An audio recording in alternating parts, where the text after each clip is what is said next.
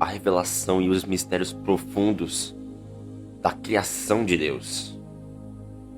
Meus irmãos, este estudo está nos revelando sobre coisas que aconteceram nos dias da criação e os mistérios que neles estão.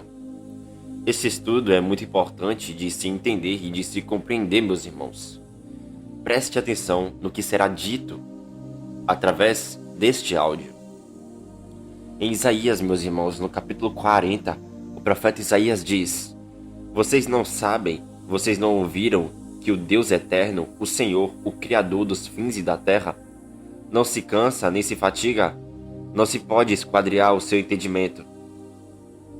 O profeta Isaías, em seu livro, diz que o Senhor não se cansa e nem se fatiga. A gente vê que Deus é o Todo-Poderoso. Mas você já parou para pensar que Deus poderia criar o mundo em um instante? Mas por que Deus criou o mundo em 6 dias e ainda teve que descansar no 7º dia? Isaías diz que Deus não se cansa nem se fatiga, ou seja, Deus não precisa de descanso.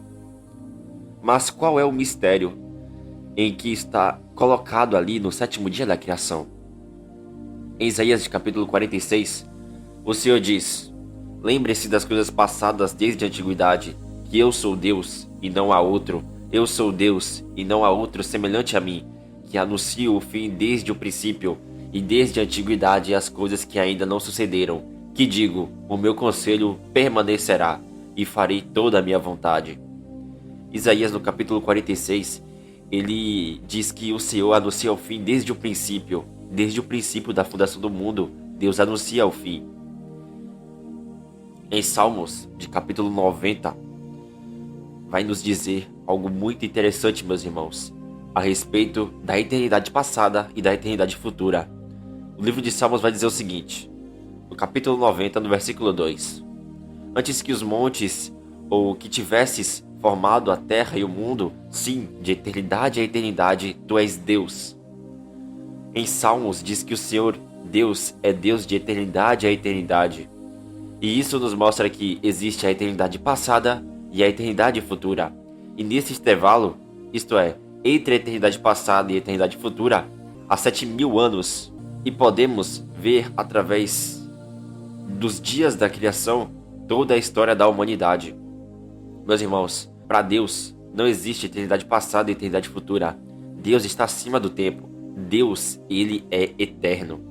Mas para que a gente entenda melhor o que é dito neste estudo, a gente tem que falar aqui a respeito sobre eternidade passada e eternidade futura, para que os irmãos compreendam melhor aquilo que estou abordando e aquilo que a Escritura está nos falando. Em Salmos, no capítulo 90, prossegue dizendo: Porque 1000 anos aos teus olhos, ó Senhor, são como o dia de ontem que passou, e como uma vigília da noite.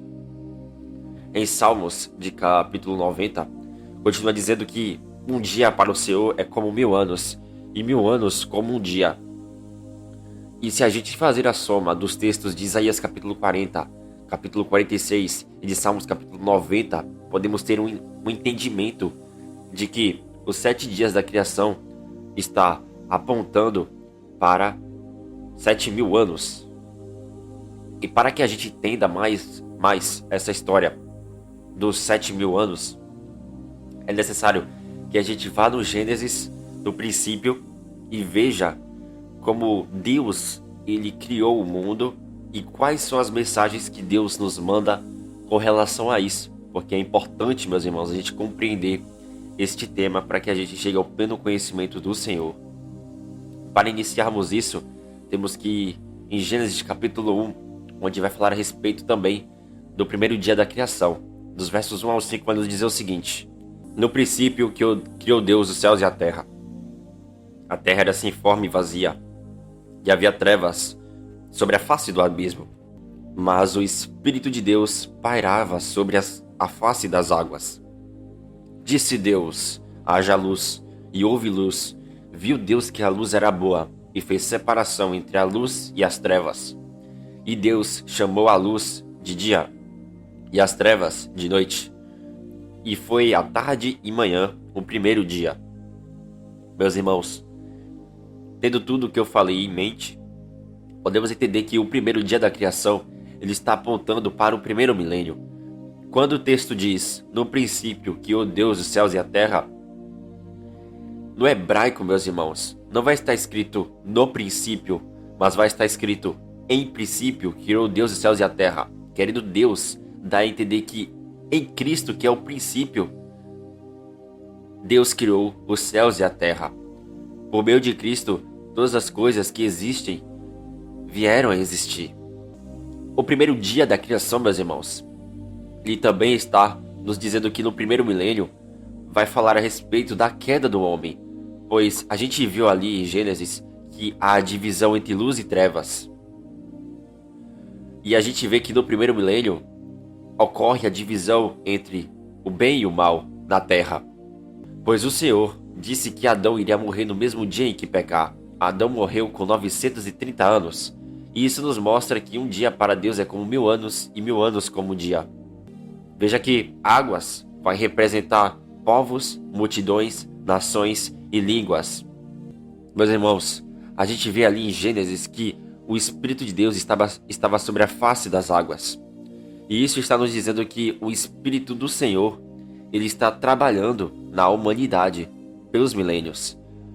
Veja que Deus está trabalhando na humanidade, e isso evidencia que Deus, tanto no primeiro milênio como nos outros milênios, ele está trabalhando nas nações.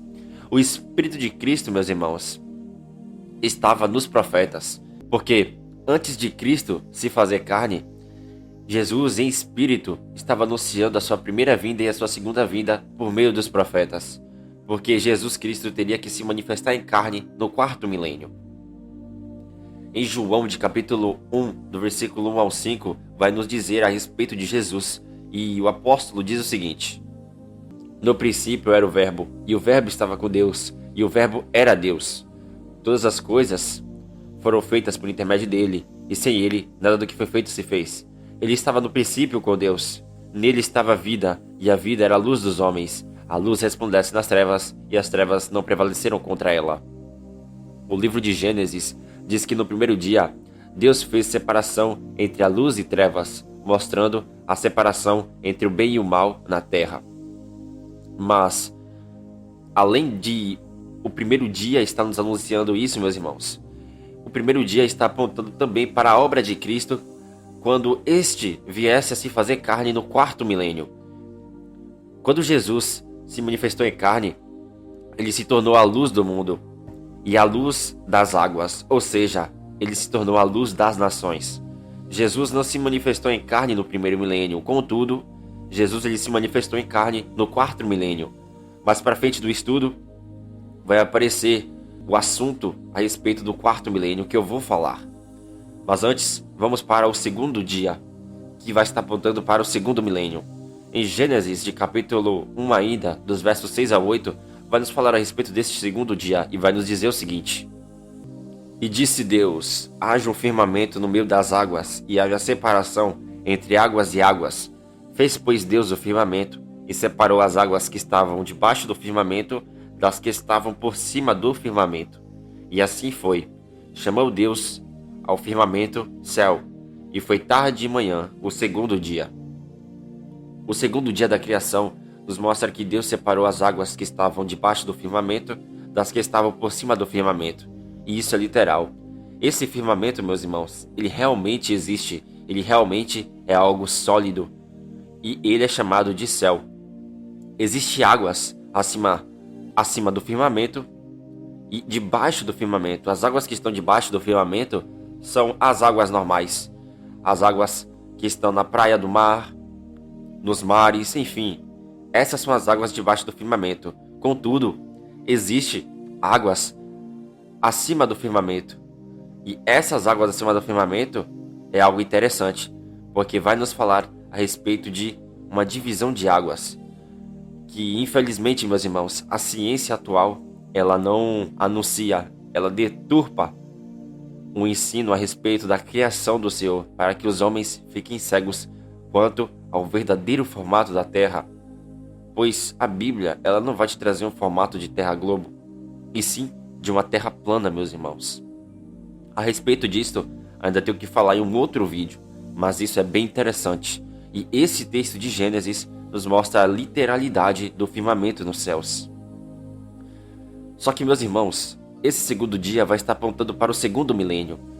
Veja que, para que a gente entenda mais sobre o segundo milênio, Noé vai estar nesse tempo do segundo milênio. E a sua vida vai nos mostrar o seguinte. Em Gênesis capítulo 7, dos versos 6 ao 12, a história de Noé diz o seguinte. Tinha Noé 600 anos de idade quando as águas do dilúvio inundaram a terra. Por causa das águas do dilúvio, entrou Noé na arca, ele com seus filhos, sua mulher e as mulheres de seus filhos. Dos animais limpos e dos animais imundos e das aves e de todo réptil sobre a terra, entraram para Noé na arca de 2 em 2, macho e fêmea, como Deus lhe ordenara. E aconteceu que, depois de 7 dias, vieram sobre a terra as águas do dilúvio. No ano 600 da vida de Noé, aos 17 dias do segundo mês, nesse dia romperam-se todas as fontes do grande abismo, e as comportas dos céus se abriram, e houve copiosa chuva sobre a terra durante 40 dias e 40 noites. Meus irmãos, veja que no segundo dia da criação, Deus faz a divisão das águas dos céus e da terra. Contudo, meus irmãos, este fato ocorrido em Gênesis está apontando para o que vai acontecer, ou melhor dizendo, o que aconteceu no período do dilúvio. Veja que no segundo milênio da criação ocorreu um dilúvio que inundou a terra, e por causa das águas do dilúvio, Noé e sua família tiveram que entrar na arca. E veja que romperam-se todas as fontes do abismo, ou seja, águas debaixo da terra, e as comportas dos céus se abriram, ou seja, existe um firmamento dos céus, meus irmãos. E nesse tempo, a comporta do céu se abriu e choveu copiosa chuva sobre a terra. Veja, meus irmãos, que os céus têm comportas e houve copiosa chuva sobre a terra. E o interessante, meus irmãos, é que Gênesis capítulo 7, do versículo 16, vai nos dizer que, após a arca se fechar, o texto diz que o Senhor fechou a porta da arca de Noé. E quem foi esse Senhor que fechou a porta? Esse Senhor que fechou a porta foi o próprio Cristo Jesus, antes de se fazer carne. Ele fechou a porta da arca. E isso ocorreu no segundo milênio da criação. Agora vamos para o terceiro dia, que vai estar apontando para o terceiro milênio. Em Gênesis capítulo 1, vai nos dizer o seguinte. Disse também Deus, ajuntem-se as águas debaixo dos céus, num só lugar, e apareça a parte seca.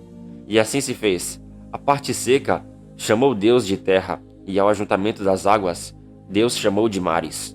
E viu Deus que isso era bom, e disse, produza a terra relva, verdes, que deem semente, e árvores frutíferas que deem fruto segundo a sua espécie, cuja semente esteja nela, sobre a terra. E assim se fez. A terra, pois, produziu relva, ervas que davam semente segundo a sua espécie, e árvores que davam fruto, cuja semente estava nele, conforme sua espécie. E viu Deus que isso era bom, e houve tarde e manhã no terceiro dia. O terceiro dia nos mostra que Deus ajuntou as águas debaixo dos céus num só lugar. Contudo, apareceu a parte seca da terra. Essa porção seca, Deus chamou de terra, mas ao ajuntamento das águas, Deus chamou de mares. E isso está apontando para o terceiro milênio. No terceiro milênio da criação, meus irmãos, os mares, sendo muitas águas ali no texto, está representando multidão de nações. Vemos que na história de Abraão, Deus ele escolheu Abraão e disse que de Abraão sairia um povo, e esse povo é o povo de Israel. A gente vê em Gênesis que do meio de muitas águas surgiu uma parte seca, e essa parte seca fala a respeito da nação de Israel, enquanto o ajuntamento das águas, os mares, apontam para a multidão de nações. Israel é a porção seca que surgiu no terceiro milênio. Agora, meus irmãos, vamos para o quarto dia, que vai estar apontando para o quarto milênio. Em Gênesis de capítulo 1, vai nos falar o seguinte a respeito do quarto dia. Disse também Deus, haja luzeiros no firmamento dos céus, para fazerem separação entre o dia e a noite, e sejam eles para estações, sinais e para dias e anos, e sejam para luzeiros no firmamento dos céus para iluminar a terra. E assim se fez. Fez Deus os 2 grandes luzeiros, o maior para governar o dia e o menor para governar a noite. E fez também as estrelas, e os colocou no firmamento dos céus para iluminarem a terra, para governarem o dia e a noite, e fazerem separação entre luz e as trevas. E viu Deus que isso era bom. Houve tarde e manhã o 4º dia. A gente vê ali, meus irmãos, que no 4º dia é mostrado a criação do sol, da lua e das estrelas para a separação de dia e noite, e também para os tempos determinados. Tempo determinado ali, no hebraico, está falando de Moed. E Moed, meus irmãos, vai aparecer nas 7 festas do Senhor, que são chamados de tempos determinados de Deus. 7 tempos determinados do Senhor. E isso é interessante porque essa palavra Moed vai estar ligado com as 7 festas de Deus. A gente vê que o sol é o luzeiro maior, que governa no dia, mas o menor luzeiro é a lua que governa na noite. Só que o que isso está querendo nos dizer? Meus irmãos, a gente sabe que o 4º dia está apontando para o 4º milênio. Com relação ao sol, meus irmãos, Malaquias vai estar nos revelando que o sol está representando Cristo, porque ele vai dizer o seguinte a respeito do nascimento de Jesus: mas para vós outros que temeis o nome do Senhor, nascerá o sol da justiça, trazendo salvação nas suas asas, e saireis e saltareis como bezerros, soltos da estrebaria. O profeta Malaquias diz que para os que temem o nome do Senhor, para esses nascerá o sol da justiça, trazendo salvação nas suas asas. E isso mostra que Jesus, no 4º milênio, ele nasceu, sendo ele mesmo o sol da justiça. Em Isaías capítulo 9, vai nos falar o seguinte: mas para a terra que estava aflita, não continuará a obscuridade. Deus dos primeiros tempos tornou desprezível a terra de Zebulon e Naftali. Mas nos últimos dias, tornará glorioso o caminho do mar, além do Jordão, Galiléia dos gentios. O povo que andava em trevas viu grande luz, e aos que viviam na sombra da região da morte, resplandeceu-lhes a luz. Meus irmãos, em Mateus capítulo 4, o evangelista, pegando essa profecia de Isaías, aplica para o tempo da vida de Jesus. E ele vai dizer o seguinte: ouvindo, porém, Jesus que João fora preso, Jesus se retirou para a Galiléia, e deixando Nazaré, foi morar em Cafarnaum, situada à beira do mar, nos confins de Zebulon e Naftali, para que se cumprisse o que fora dito por intermédio do profeta Isaías. Porque Isaías disse: terra de Zebulon e terra de Naftali, caminho do mar, além do Jordão, Galiléia dos gentios. O povo que estava em trevas viu grande luz, e aos que viviam na sombra da região da morte, brilhou para esses a luz. Daí por diante passou Jesus a pregar e a dizer: arrependei-vos, porque está próximo o reino dos céus. No 4º milênio, meus irmãos, a gente vê que ocorre outra separação entre luz e trevas. Porque no 4º dia ocorreu a separação entre luz e trevas. Mas o que isso quer nos dizer? Isso está apontando para o 4º milênio, pois Jesus, que é a luz do mundo, nasceria no 4º milênio. E ele faria a divisão entre luz e trevas, porque Jesus é a própria luz do mundo. E o povo que andava em trevas, esse povo, eles viram uma grande luz, que é Cristo. E aos que viviam na sombra da região da morte, resplandeceu-lhes a luz, ou seja, resplandeceu o Senhor Jesus Cristo, que ilumina todo o homem. A partir do 4º milênio, a gente vê que ocorre a transição das alianças, porque o sol, além de representar Cristo, também representa a nova aliança, mas a lua representa a antiga aliança. E a gente vai ver isso, meus irmãos, em Apocalipse capítulo 12, dos versos 1 ao 2, que vai nos dizer o seguinte: o apóstolo João, ele vai dizer o seguinte, que foi visto grande sinal no céu, a saber, uma mulher vestida do sol, com a lua debaixo dos pés e uma coroa de 12 estrelas na cabeça, que, achando-se grávida, grita com dores de parto, sofrendo tormentos para dar à luz. Interpretando, meus irmãos, esta profecia de Apocalipse capítulo 12, essa mulher de Apocalipse 12, ela representa a igreja de Cristo. Ela está vestida do sol, que é Cristo, e ela está com a lua debaixo dos pés. Isso nos mostra que a igreja não está debaixo da lua, ou seja, a igreja ela não está debaixo da antiga aliança, mas sim debaixo da graça da nova aliança, que está representado ali pelo sol. O sol também está apontando para a nova aliança, que é mostrado em Gênesis e em Apocalipse capítulo 12. E as 12 estrelas, meus irmãos, que essa mulher tem sobre a cabeça, representa as 12 tribos do Israel espiritual, segundo o Espírito do Senhor. E está nos mostrando que esse povo é como as estrelas do céu, é descendência de Abraão, que é como as estrelas do céu. E ainda, além de estar falando isso, está falando a respeito da glorificação do povo de Deus. Porque o povo de Deus, depois dos 7 anos, ele vai ser glorificado. Porque este povo é o Israel espiritual do Senhor. Em Gênesis capítulo 15, vai nos dizer o seguinte, a respeito de Abraão. Então, conduzido até fora, o Senhor disse para Abraão: Abraão, olha para os céus e conta as estrelas, se é que podes. E lhe disse: será assim a tua descendência. Abraão creu no Senhor e isso lhe foi imputado para a justiça. A gente vê, meus irmãos, que no 4º milênio houve a criação de estrelas. Essas estrelas surgindo no 4º milênio, no 4º dia, vai apontar para as estrelas que é a igreja de Cristo, que é a descendência espiritual de Abraão, pela fé no Senhor Jesus. A igreja é como as estrelas dos céus, que brilham em mim uma geração perversa, como o apóstolo Paulo, ele diz em Filipenses de capítulo 2, onde ele diz: meus irmãos, façam tudo sem murmurações nem contendas, para que vocês se tornem irrepreensíveis e sinceros, filhos de Deus e culpáveis no meio de uma geração perversa e corrupta, na qual resplandeceis como luzeiros no mundo. Agora, meus irmãos, vamos para o 5º dia, que vai estar apontando para o 5º milênio. Em Gênesis, do capítulo 1 ainda, vai nos dizer o seguinte a respeito do 5º dia. Disse também Deus: povoem-se as águas de enxames de seres viventes, e voem as aves sobre a terra, debaixo do firmamento dos céus. Criou, pois, Deus os grandes animais marinhos, e todos os seres viventes que rastejam, os quais povoavam as águas segundo as suas espécies, e todas as aves segundo as suas espécies. E viu Deus que isso era bom.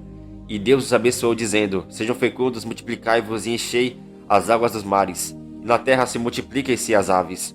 Houve tarde de manhã o 5º dia. O 5º dia, meus irmãos, nos mostra que Deus criou grandes animais marinhos e todos os seres viventes que rastejam a terra. E Deus viu que era bom. Agora, meus irmãos, a gente vai entrar na revelação a respeito do 5º milênio. A gente vai ter que entender o seguinte. Em Mateus capítulo 28 vai nos dizer o seguinte: Jesus, aproximando-se dos seus discípulos, disse para eles: toda autoridade me foi dada no céu e na terra. Vão, portanto, ide e fazei discípulos de todas as nações, batizando-os em nome do Pai, do Filho e do Espírito Santo, ensinando-os a guardar todas as coisas que eu vos tenho ordenado. E eis que estou convosco todos os dias até a consumação do século. Sabendo que Jesus Cristo veio no 4º milênio, e ele nos ensinou e nos enviou, como o próprio Cristo nos disse: passo já convosco, assim como o Pai me enviou, eu também vos envio. A gente tem isso em mente, mas no 5º milênio, meus irmãos, é mostrado que ocorre a pregação do Evangelho, e essa pregação do Evangelho ela também chega ali nas nações. Em Mateus capítulo 1, meus irmãos, vai nos dizer o seguinte: depois de João ter sido preso, foi Jesus para Galiléia pregando o Evangelho de Deus, dizendo: o tempo está cumprido e o reino de Deus está próximo, arrependam-se e creiam no Evangelho. Caminhando junto ao mar da Galiléia, viu os irmãos Simão e André, que lançavam rede ao mar, porque eram pescadores. Jesus disse a eles: venham após mim, e eu os farei pescadores de homens. No 5º milênio, meus irmãos, a gente vê que ocorreu a pregação do Evangelho, onde os homens são comparados a peixes. Jesus fala a Pedro e André que eles seriam pescadores de homens. E se eles são pescadores de homens, isso significa que os homens, eles são como peixes. E isso, meus irmãos, é algo profundo, porque isso está nos mostrando que a pregação do Evangelho chegou às nações também no 5º milênio. Porque nas nações tem peixes que precisam ser pescados. E esses peixes falam a respeito do povo de Deus que vem a crer em Cristo. Jesus Cristo, quando falou que Pedro e André seriam pescadores de homens, ele estava com a mente no livro de Gênesis capítulo 48, onde o patriarca Jacó, ele vai dizer para José e para os 2 filhos de José o seguinte: abençoou a José e disse: o Deus em cuja presença andaram os meus pais Abraão e Isaque, o Deus que me sustentou desde que eu nasci até hoje, o anjo que me livrou de todo o mal, abençoe estes rapazes. Seja chamado neles em Manassés e Efraim o meu nome e o nome de meus pais Abraão e Isaque, e multipliquem-se como peixes em multidão no meio da terra. Meus irmãos, essa história é muito profunda, meus irmãos, porque vai nos estar revelando o mistério das 2 casas de Israel. Jacó, ele foi abençoado com o nome de Israel. Israel significa Deus prevalece. Então Jacó, ele vai ser chamado de Israel. E Israel, ele abençoou os filhos de José, que eram Manassés e Efraim.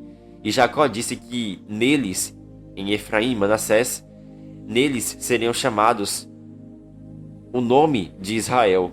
E Jacó disse que eles se multiplicariam como peixes em multidão no meio da terra. Como eu já havia dito, isso está ligado ao mistério das 2 casas de Israel. Porque Efraim, que tem o nome de frutífero, meus irmãos, sobre este menino estava a bênção de ele se tornar a plenitude dos gentios, ou seja, se tornar uma multidão de nações, mas no hebraico vai estar falando ali que a descendência dele seria a plenitude dos gentios. Efraim, meus irmãos, ele era um menino, depois ele se tornou uma tribo e depois ele se tornou o reino da casa de Israel, de 10 tribos. Só que a casa de Israel foi espalhada nas nações e ela perdeu a sua identidade. Ela deixou de ser povo de Deus por conta do pecado que ela havia cometido. Esta casa de Israel se tornou multidão de nações nas nações. Ela se misturou com os gentios. Mas Cristo, ele veio no 4º milênio para resgatar a casa de Israel. E por isso, ele fez com que os seus apóstolos se tornassem pescadores de homens para pescar os gentios, para fazerem parte da nova aliança. E aqueles que são gentios que crescem em Jesus Cristo, eles entram em uma nova aliança e se tornam povo de Deus, não por carne e sangue, não por genealogia, mas somente pela fé em Jesus Cristo. Meus irmãos, isso é algo bem interessante, porque todos os gentios agora, das nações, aqueles que se converterem a Jesus Cristo, eles entram no Israel espiritual do Senhor, por meio da casa de Israel, que é 10 tribos. Então existe a casa de Israel, segundo o Espírito de Deus. A nova aliança ela é feita com a casa de Judá e com a casa de Israel, ou seja, ela é feita com os judeus que creem em Cristo, que estão representados ali pela casa de Judá, enquanto a casa de Israel vai representar todos os gentios que têm fé em Jesus Cristo. E essa nova aliança é feita com esses que creem no nome do Senhor Jesus Cristo. Agora, meus irmãos, a gente consegue entender que o 5º milênio mostra a pregação que chegou às nações e muitas pessoas foram pescadas dentre as nações para fazerem parte da casa do Israel, segundo o Espírito de Deus, que se une com a casa de Judá, segundo o Espírito de Deus, e formam o Israel de 12 tribos, que ainda está espalhado nas nações. Contudo, quando Jesus voltar, Jesus Cristo ele vai unir Efraim e Judá, ou seja, judeus e gentios que têm fé em Jesus Cristo, literalmente na sua volta, para que assim eles formem uma nação poderosa, posta em ordem de combate, como diz em Joel, de capítulo 2. Hoje, meus irmãos, a gente não está literalmente unidos. A gente está unidos pela fé em Jesus Cristo através do Espírito de Deus. Mas a união dos 2 povos, judeus e gentios que têm fé em Cristo, acontecerá literalmente quando Jesus voltar em glória e poder. Mas agora, meus irmãos, vamos para a revelação do 6º dia, que vai estar apontando para o 6º milênio.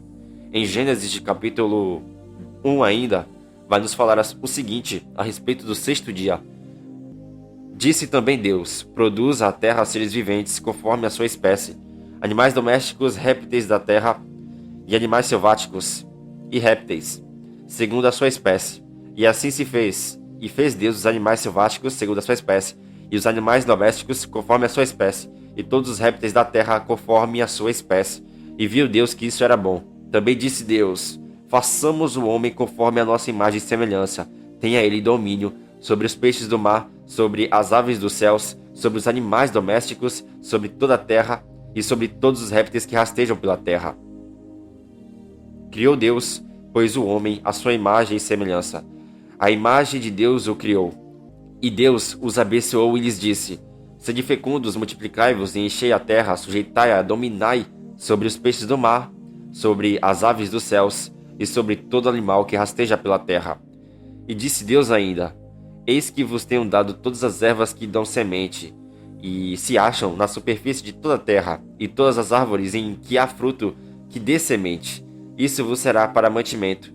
E a todos os animais da terra, e a todas as aves dos céus, e a todos os répteis da terra em que há fôlego de vida, toda a erva verde lhe será para mantimento. E assim se fez.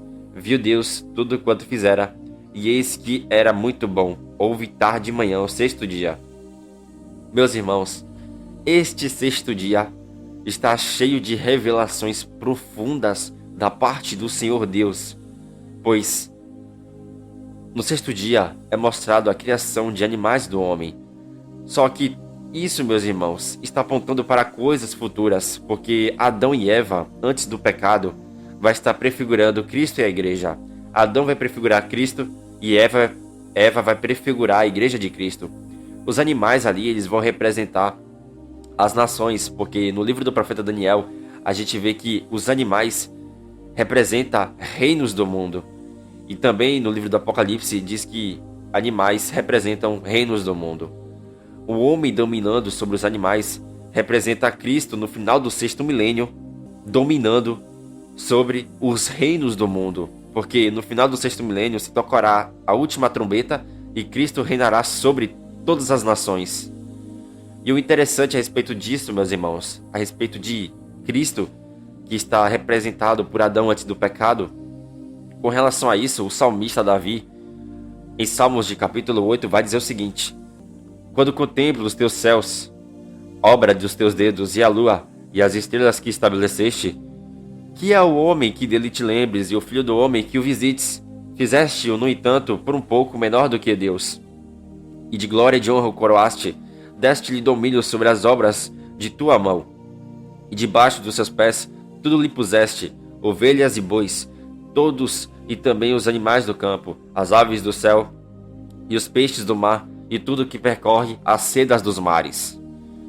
Meus irmãos, é muito profundo isso que Davi vai dizer a respeito do Filho do Homem, pois Davi, quando ele vai falar a respeito do Filho do Homem, ele está falando a respeito de Cristo, pois Cristo é o descendente de Adão, ou seja, a Adão, que é homem, foi prometido descendente, e esse descendente veio da mulher.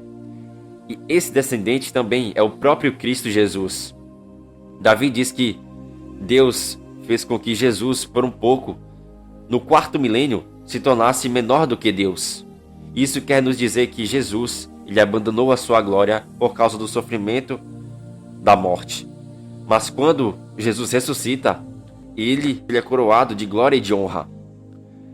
E por esta causa, meus irmãos, Jesus, no final do sexto milênio, ao toque da sétima trombeta, ele ganhará o domínio sobre os animais do campo, que está ali representando os reinos do mundo. Você vê ali, meus irmãos, que o salmista vai dizer que todas as coisas vão ser colocadas debaixo dos pés do Filho de Deus. Mas, ainda, meus irmãos, no final do sexto milênio, nem tudo estará debaixo dos pés de Cristo, pois, como o apóstolo Paulo disse, o último inimigo a ser aniquilado é a morte, e a morte ela só vai ser aniquilada na eternidade futura.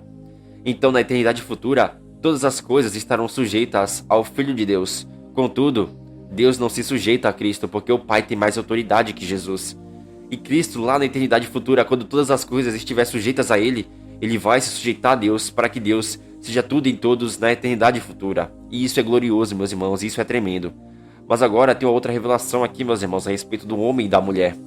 Em Gênesis capítulo 2, vai nos dizer o seguinte: Então o Senhor Deus fez cair pesado sono sobre o homem, e este adormeceu. Tomou uma de suas costelas e fechou o lugar com carne, e a costela que o Senhor Deus tomara ao homem, transformou-a numa mulher e lhe a trouxe. E disse o homem: Esta, afinal, é osso dos meus ossos e carne da minha carne.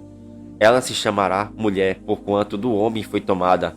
Por isso deixa o homem pai e mãe e se une à sua mulher, tornando-se os dois uma só carne. Ora, um e outro, o homem e a sua mulher, estavam nus e não se envergonhavam. Meus irmãos, olha que profundo é isso que é dito em Gênesis, pois o sono de Adão prefigura a morte de Cristo. Só que o interessante, meus irmãos, é que quando Adão acorda, isso vai estar representando a ressurreição do Senhor Jesus Cristo. E neste contexto de Gênesis capítulo 2, vai estar nos trazendo para uma revelação lá no final do 6º milênio, onde o Senhor Jesus Cristo, ele vai glorificar o seu povo. E quando o povo de Deus, meus irmãos, for glorificado, Jesus Cristo, ele vai poder olhar para a sua igreja, que é a sua noiva, e dizer: esta afinal é carne da minha carne e ossos dos meus ossos, porque a igreja será a imagem e semelhança de Cristo Jesus glorificado. Porquanto, a gente vê ali na história, meus irmãos, que Eva, ela foi apresentada para Adão sem pecado. E assim como Eva, ela foi apresentada para Adão sem pecado, assim também a igreja, no final do 6º milênio, ela vai ser apresentada para Cristo sem pecado. Porque os pecados da igreja, eles vão ser expiados. E uma coisa interessante aqui, meus irmãos, é a respeito de uma outra revelação que aconteceu no 4º milênio da criação. Pois a gente vê aqui o mistério de Cristo e a igreja. A gente vê que no texto de Gênesis é dito que o homem deixará seu pai e sua mãe e se unirá à sua esposa, e ambos se tornarão uma só carne. E isso está apontando para Cristo Jesus e para a sua igreja, porque Jesus, ele deixa seu pai e sua mãe, que é Deus, e se une à sua mulher, que é a igreja. E os dois formam uma só carne. E essa igreja, ela vai estar sendo a mulher desse último Adão, que é Cristo. E esses dois, eles se unem e eles formam um só. Cristo é o cabeça e a igreja é o corpo de Cristo. E isso, meus irmãos, é profundo e é tremendo. E isso vai nos mostrar também uma revelação profunda que vai acontecer ali também no final do 6º milênio, meus irmãos. Porque quando Cristo voltar, vai acontecer a festa do casamento de Cristo e da igreja. E isso é algo muito interessante, muito profundo, que estava sendo anunciado no livro de Gênesis. Vemos que a primeira Eva aponta para a última Eva, que é a igreja de Cristo. E fica claro que assim como Adão e Eva ganhou autoridade para reinar sobre os animais, sobre a terra, assim também a última Eva, que é a igreja, ganhará autoridade para reinar com o último Adão, que é Cristo. Mas agora vamos para o 7º dia, que vai estar apontando para o 7º milênio.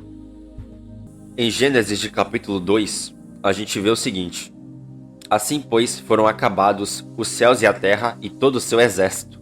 E havendo Deus terminado no 7º dia a sua obra que fizera, descansou nesse dia de toda a sua obra que tinha feito. E abençoou Deus o 7º dia e o santificou, porque nele descansou de toda a obra que, como Criador, ele fez. Esta é a gênese dos céus e da terra quando foram criados, quando o Senhor Deus os criou. A gente vê ali que o 7º dia da criação nos mostra que Deus terminou a sua obra. E nesse dia houve o descanso de Deus. Deus abençoou o 7º dia e o santificou. Mas será que Deus precisou desse descanso porque ele estava cansado? Meus irmãos, Deus não precisa de descanso. Pois como diz o profeta Isaías, Deus não se cansa nem se fatiga. Esse 7º dia está apontando para o 7º milênio da criação, no qual haverá o descanso de Deus.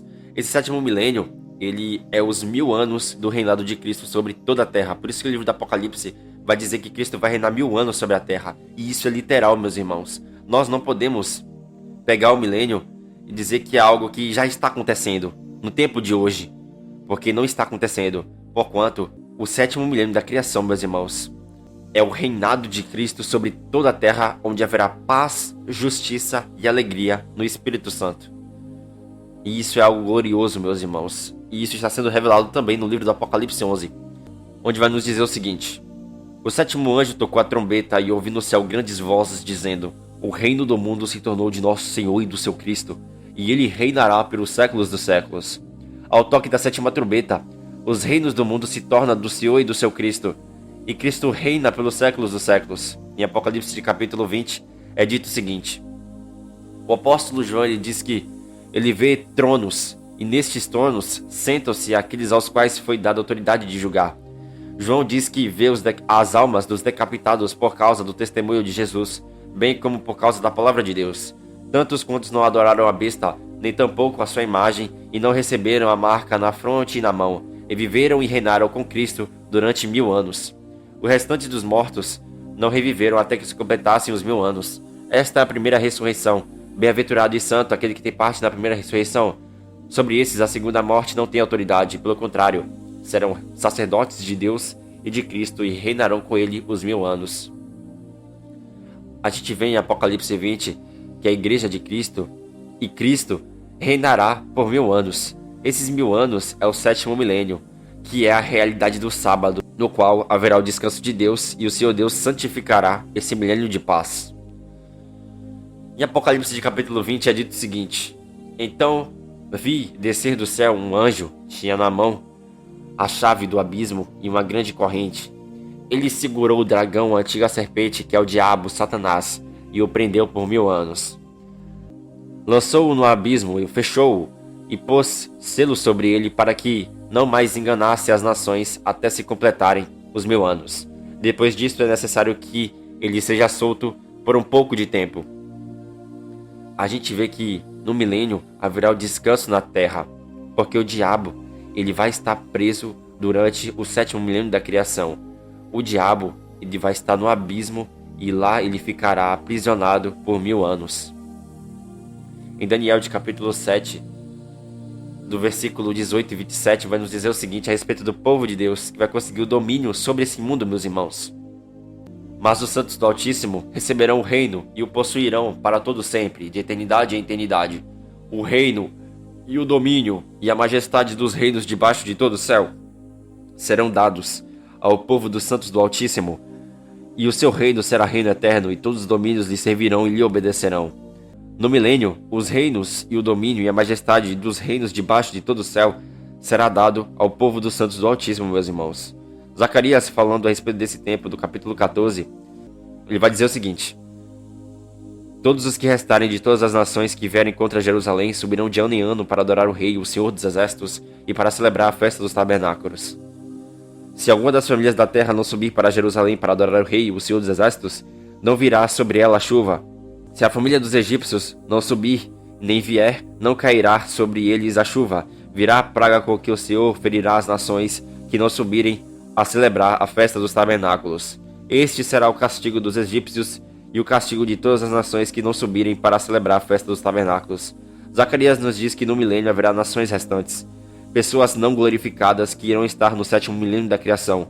E essas nações serão governadas pela igreja e pelo Senhor Jesus.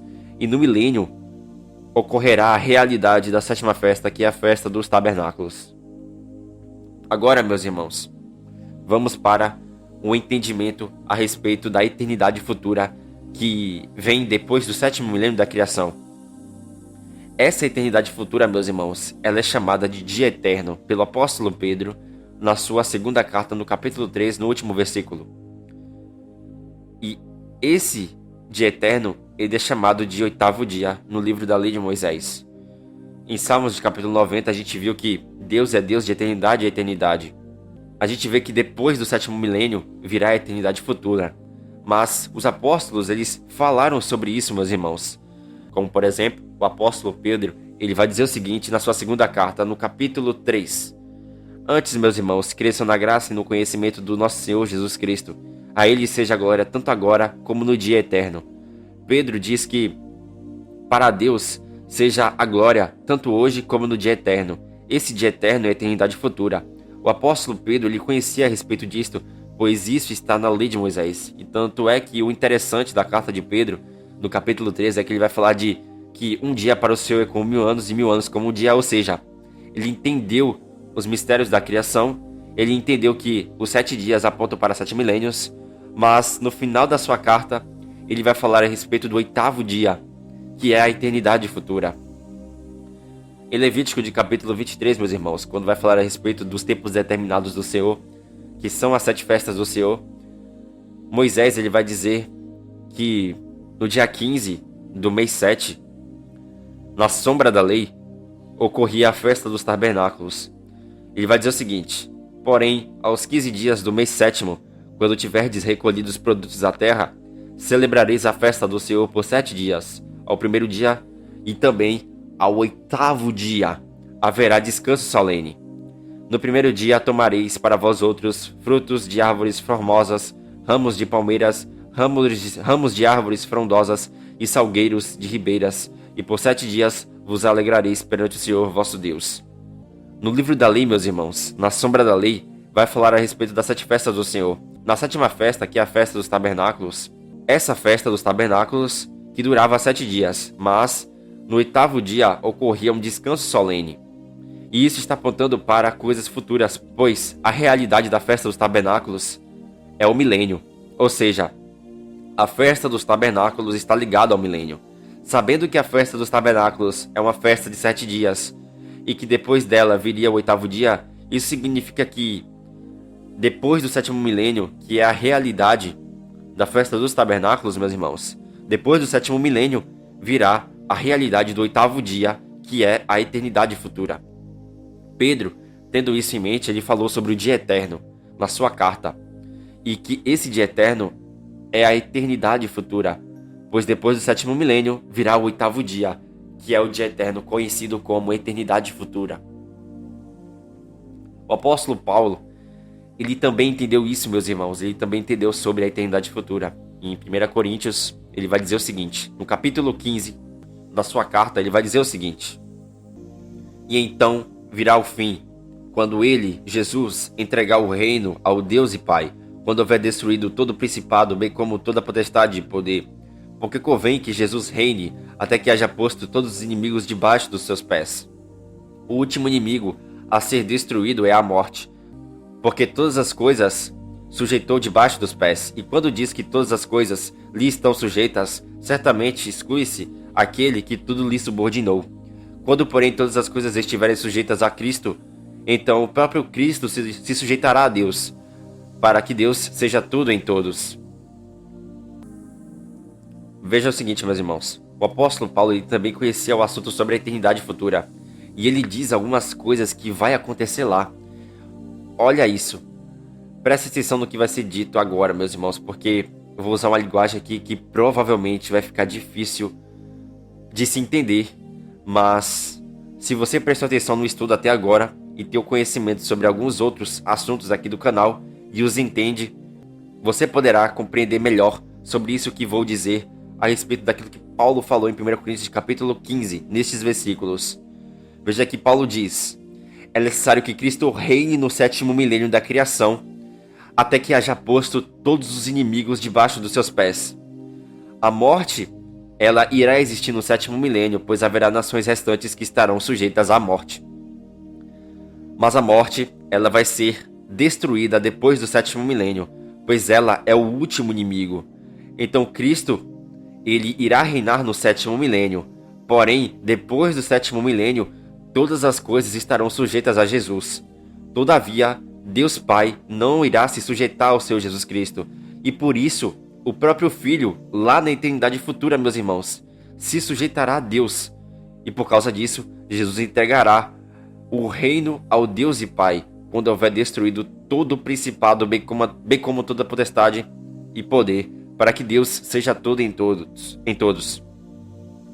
Em Apocalipse de capítulo 20, dos versos 1 ao 15, é relatado sobre o grande tribunal do trono branco, e vai dizer o seguinte: Vi um grande trono branco, e aquele que nele se assenta, de cuja presença fugiram a terra e o céu, e não se achou lugar para eles.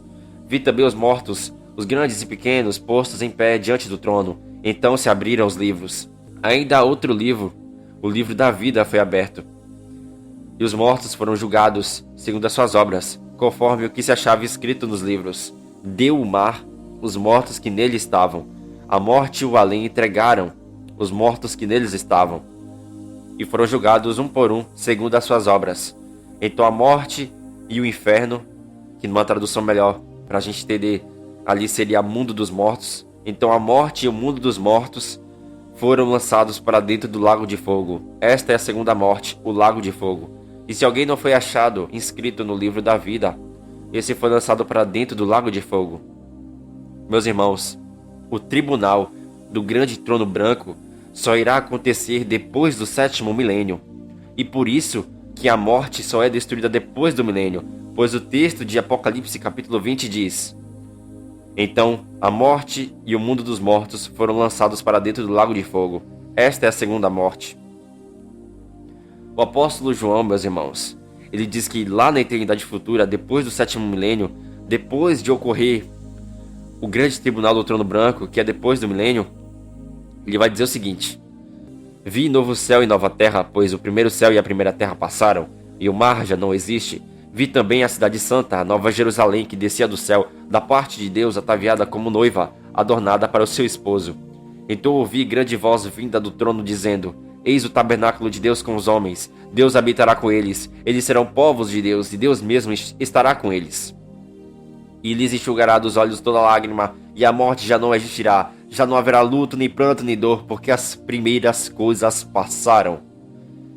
O apóstolo João nos diz sobre o que irá acontecer depois do milênio. E ele relata que viu um novo céu e uma nova terra, pois o primeiro céu e a primeira terra passaram. Esse primeiro céu e essa primeira terra que passam é o céu e a terra que será restaurado por Cristo e pela igreja para reinarem no sétimo milênio. Mas na eternidade futura, meus irmãos, esse primeiro céu e primeira terra, eles passarão, porque virá o novo céu e a nova terra na eternidade futura. Na eternidade futura, a cidade da Nova Jerusalém, ela irá descer do céu, da parte de Deus, ataviada como noiva, adornada para o seu esposo, que é Cristo. Na eternidade futura já não haverá morte, pois não existirá morte no oitavo dia. Já não haverá luto, nem pranto, nem dor, porque as primeiras coisas passaram. E Apocalipse, capítulo 21, nos diz o seguinte: a cidade não precisa nem do sol. A Nova Jerusalém, ela não precisa do sol, nem da lua, para lhe darem claridade, porque a glória do Deus eterno a iluminou. E o Cordeiro é a sua lâmpada. As nações a darão mediante a sua luz, e os reis da terra lhe trazem a sua glória. As suas portas nunca jamais se fecharão de dia, porque nela, na Nova Jerusalém, não haverá noite. E lhe trarão a glória e a honra das nações. Nela nunca jamais penetrará alguma coisa contaminada, nem que pratique abominação e mentira, mas somente os inscritos no livro da vida do Cordeiro. Na eternidade futura haverá nações. Mas como assim nações? Meus irmãos, a gente sabe que a igreja é uma só nação. A igreja é uma nação santa. A igreja é um reino sacerdotal, segundo a ordem de Melquisedeque. Mas na eternidade futura, meus irmãos, haverá nações salvas, ou seja, pessoas que foram absolvidas no grande tribunal do grande trono branco. Essas pessoas que foram absolvidas nesse grande tribunal do trono branco, elas irão entrar na eternidade futura, pois haverá pessoas que serão salvas no tribunal do grande trono branco, mas que essas pessoas que foram salvas do grande tribunal do trono branco, elas não farão parte da igreja e nem serão lançadas no lago de fogo. Todavia, essas pessoas irão conseguir entrar na eternidade futura. Porém, alguém pode perguntar: quem são essas pessoas que vão entrar na eternidade futura como nações salvas, para serem governadas pelo Senhor Deus e pelo Senhor Jesus e pela igreja? Bom, dentre essas pessoas salvas ali da segunda ressurreição, que forem absolvidas, dentre essas pessoas se encontram os ninivitas e a rainha de Sabá, pois eles não são igreja e nem ressuscitarão na primeira ressurreição. Contudo, eles ressuscitarão na segunda ressurreição e serão salvos, pois o próprio Cristo, quando estava aqui na terra, disse que eles estão salvos, e por esta causa conseguirão entrar na eternidade futura, fazendo parte das nações salvas. E não somente eles, como também outras pessoas que irão ser salvas no grande tribunal do grande trono branco. No grande tribunal, meus irmãos, do trono branco, não haverá somente condenação, mas também haverá salvação para os que ressuscitarem na segunda ressurreição. Na segunda ressurreição haverá pessoas que vão ser condenadas, mas haverá pessoas que vão ser salvas também. Em Apocalipse, de capítulo 22, o apóstolo João, ele nos diz o seguinte: então me mostrou o rio da água da vida, brilhante como cristal, que sai do trono de Deus e do Cordeiro. No meio da praça, de uma a outra margem do rio, está a árvore da vida, que produz 12 frutos, dando o seu fruto de mês em mês. E as folhas da árvore são para a cura dos povos. Nunca mais haverá qualquer maldição. Nela estará o trono de Deus e do Cordeiro, e os seus servos o servirão. Contemplarão a sua face, e na sua fronte está o nome dele. Então já não haverá noite na cidade, nem precisam eles de luz da candeia. nem da luz do sol, porque o Senhor Deus brilhará sobre eles, e reinarão pelos séculos dos séculos. Amém. O apóstolo João relata que dentro da Nova Jerusalém estará o trono de Deus e do Cordeiro, ou seja, o trono de Deus e do Cordeiro descerá do céu na Nova Jerusalém lá na eternidade futura. O próprio Deus Pai, ele irá reinar na eternidade futura. Grande será o seu reinado e majestoso é Deus Pai. Quem poderá impedir os planos gloriosos do Senhor Deus? Quem há que lute contra o propósito glorioso do Senhor? Não há criatura, meus irmãos, que impeça o que Deus irá fazer, pois Deus é o Todo-Poderoso. Grande é o nome dele entre as nações salvas na eternidade futura. Meus irmãos, que Deus nos abençoe. Este foi um estudo muito edificante, meus irmãos. E vai vir outros estudos aí profundos, se Deus permitir. Coisas profundas que eu irei falar neste canal. Se Deus permitir, é claro, né? Que Deus nos abençoe, meus irmãos. Em nome de Jesus Cristo, Senhor. Amém.